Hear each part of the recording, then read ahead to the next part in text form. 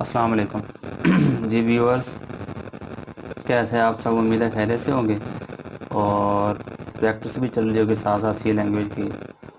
तो आज की वीडियो में हम बात करेंगे इफ़ एल्स स्टेटमेंट के बारे में।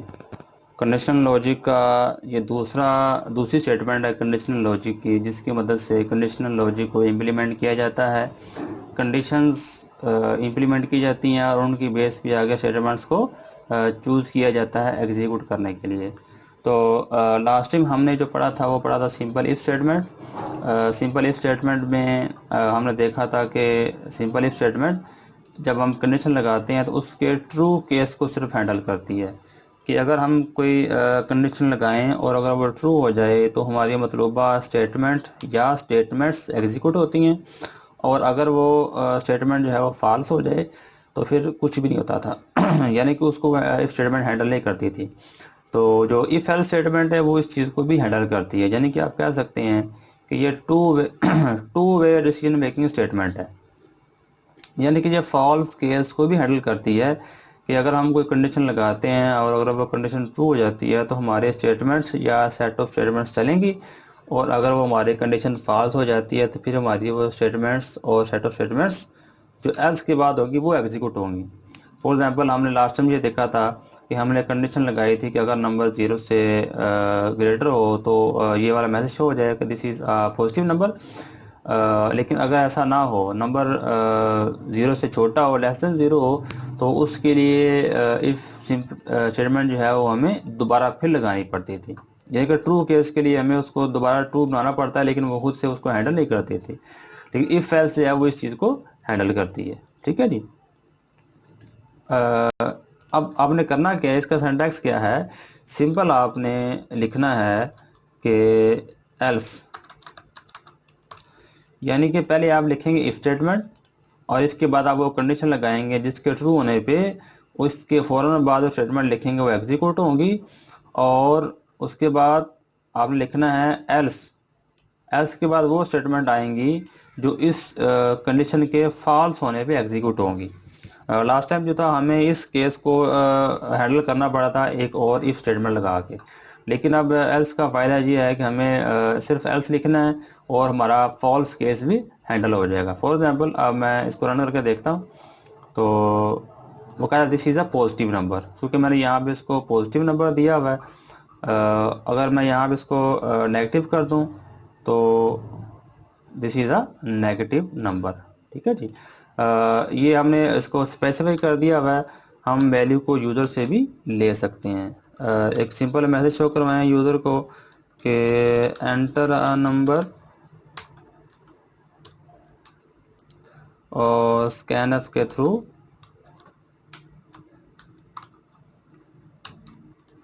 फॉर्मेट स्पेसिफायर, चूँकि इंटीजर है लिहाजा %d लिखेंगे और एंड के साथ वेरिएबल का नाम।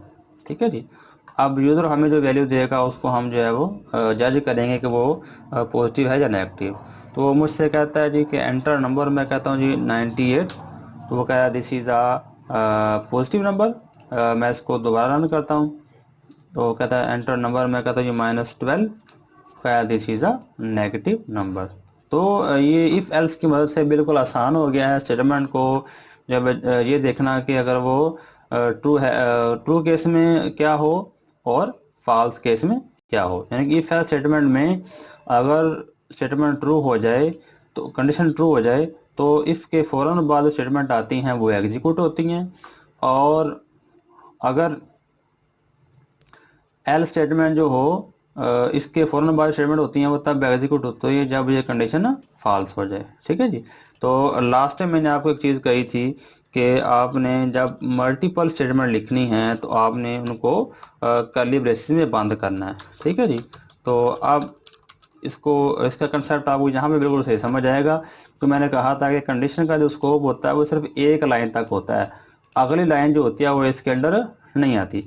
अब इसमें एरर आएगा, देखने ज़रा जी। एरर आ गया जी। कहता है कि else without A previous if, यानी कि इफ़ और एल्स आपस में एक दूसरे से कनेक्टेड हैं, लेकिन इफ़ स्टेटमेंट अकेले यूज़ की जा सकती है, एल्स को अकेला यूज़ नहीं किया जा सकता।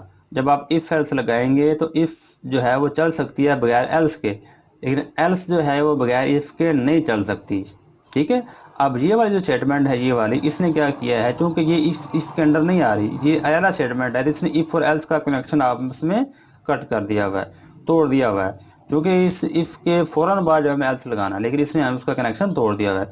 इसलिए मैं रिकमेंड करूँगा, बल्कि रिकमेंड क्या है, ये इसका सिंटैक्स ही है कि जब आपने मल्टीपल स्टेटमेंट लिखनी है तो आपने उनको कर्ली ब्रेसेस के अंदर लाजमी बंद करना है। ठीक है जी। अब यहाँ पे मैं एक और देख देता हूँ, ये print F alas this is a negative number.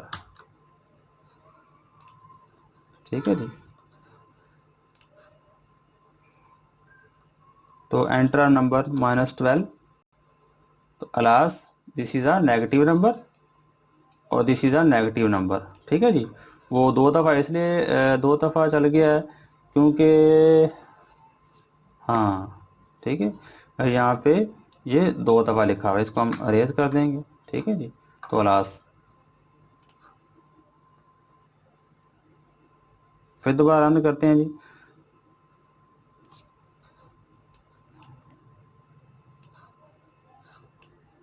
-12, तो alas this is a negative number.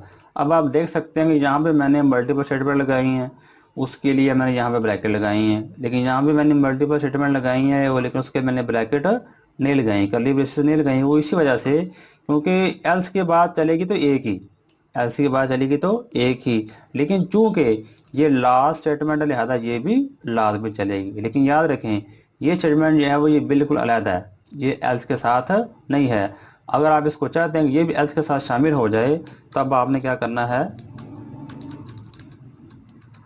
इनको कर्ली ब्रेसेस में बंद करना है आपने जी। तो अब जो स्टेटमेंट्स हैं ये दोनों के दोनों ये हैं इफ़ के अंडर, और ये दोनों के दोनों किसके अंडर हैं, ये एल्स के अंडर हैं। ठीक है जी। तो लास्ट टाइम भी मैंने बताया था कि अगर हम जो है वो इफ़ को हम इस्तेमाल करेंगे, मल्टीपल स्टेटमेंट जब इस्तेमाल करेंगे इफ़ के साथ और हम कर्ली ब्रेसेस ना लगाएं तो एरर आ सकता है, तो एरर आया भी। ठीक है जी। इसी वजह से क्योंकि ये इनका कनेक्शन आपस में टूट जाता है स्टेटमेंट की वजह से जो इससे अलग है। लिहाजा याद रखें कि जब भी मल्टीपल स्टेटमेंट्स आप यूज़ करेंगे इफ़ के दरमियान, एल्स के दरमियान, आगे हम और भी बहुत सारे स्ट्रक्चर पढ़ेंगे, उनके दरमियान आपने लाजमी कर्ली ब्रेसेस का इस्तेमाल करना है, वरना इस तरह के एरर आएंगे। ठीक है जी। और एक और बात जो मैंने पहले बता दी हुई है कि इफ़ स्टेटमेंट और एल्स स्टेटमेंट ये आपस में एक दूसरे से कनेक्टेड हैं, लेकिन इफ़ स्टेटमेंट एल्स के बगैर चल सकती है, इफ़ बगैर एल्स के चल सकती है, जिस तरह हमने पिछली दफ़ा देखा था इस सिंपल इफ़ वाले प्रोग्राम के अंदर। लेकिन एल्स बगैर इफ़ के नहीं चल सकती। ठीक है जी।